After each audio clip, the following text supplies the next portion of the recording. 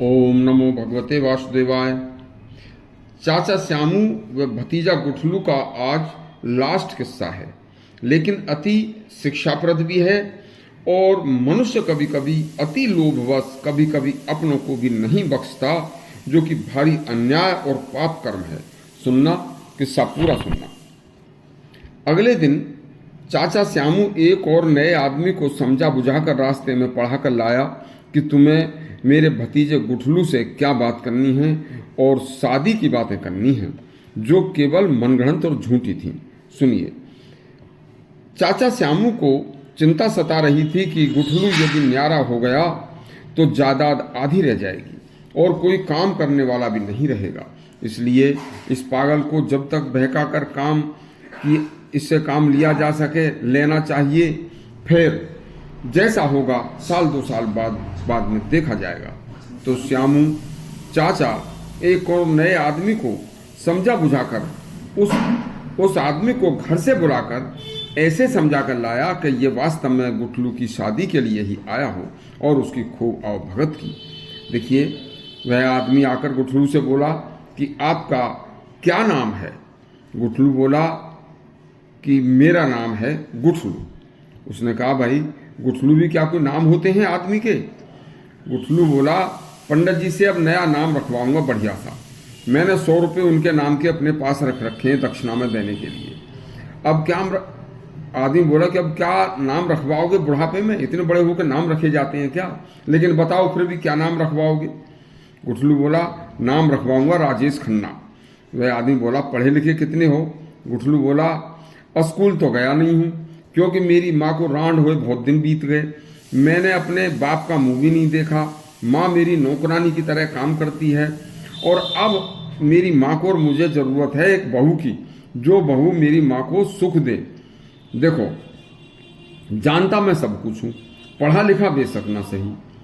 आदमी बोला, अच्छा एक बात बताओ, सब जानते हो तो 1 बीघा खेत में गेहूँ, मक्का, धान, सरसों कितना पैदा हो जाता है? गुठलू बोला, देखो कर देना कल वाली बात पागलपन की। अरे वो तो जितनी होनी है वो तो होगी। पूछो तो कोई ऐसी बात पूछो जैसे गाय कितने दिन में ब्याती है, भैंस कितने दिन में ब्याती है, कुतिया कितने दिन में ब्याती है। देखो अभी बताऊं, तुम भी नहीं जानते होगे। अब बस अब क्या बता, मैं कल जैसे ही लग रहे हो। गुठलू की बात सुनकर सबको हंसी आ गई। वह आदमी बोला, अरे यह तो पागल है, मैं नहीं करता अपनी बेटी का इसके साथ शादी। गुठले ने भी गुस्से में कहा, पागल हो गए तुम? देखो बस चाचा देख, गुठलू बहुत समझदार आदमी है, ऐसे आदमियों को लिबाकर मत लाया कर। और देख अब क्या बताऊं। बोला, अब तू मेरी बात सुन।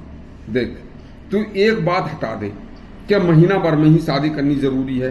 भैया इन कामों में 2-2, 3-3 साल लग जाते हैं। बता, अब तू देख। गुठलू बोला, तो चल चाचा साल भर पीछा करवा दीजिए। बोला ठीक है, पर देख चाचा, मोहल्ले में चमेली चाची, कलवतिया ताई, राम प्यारी भाभी सबसे पूछ लो, सब कहती हैं कि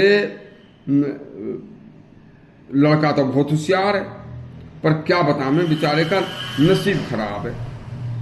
देख श्यामू चाचा, मैं अब क्या बताऊं तुझे, पीठ पीछे दुनिया क्या क्या कहती है। अब सुन ले कि तेरे मुंह से तुझे बताया कि नहीं, मैंने तो औरों के मुंह से सुनी। गुठलू जब भी कभी अब कोई बात ऐसी हो तो मुझे बता दिया कर। बोले ठीक है। उसने सोचा कि अब गुठलू को अपनी रग में लेने के लिए केवल ऐसे जब भी कितने पैसे मांगे इसे पैसे देते रहो, और भाई ये काम करता रहेगा। ये दुनिया की चालाकी से बेखबर है। बस छोटी मोटी डिमांड को इसकी पूरी करने से खुश रहेगा और रात दिन मेहनत करता रहेगा। धीरे धीरे यह बात सब जगह फैली गई थी कि गुठलू पागल है। उसकी सीधी सादी बातों को सुनकर कोई भी आदमी आता और चुप चला जाता। बस धीरे धीरे गुठलू ओवर एज हो गया, और धीरे धीरे अब शादी का टाइम भी उसका निकल गया, और जिंदगी भर श्यामू चाचा के लिए उसने मुफ्त में नौकर बनकर कमाता रहा, और कमाते कमाते बूढ़ा हो गया। इस कहानी से शिक्षा मिलती है कि आज का मनुष्य अपने स्वार्थ में डूबकर अपनों को भी अपने अपनों को भी, उनके हितों को भूल जाता है। आखिर इस कुकृत्य का दंड उसे भगवान के यहाँ से जरूर मिलता है। यदि आपको हमारा चाचा श्यामू और गुठलू का प्रसंग अच्छा लगा हो तो हमारा चैनल सब्सक्राइब करें और घंटी दबाएं। धन्यवाद।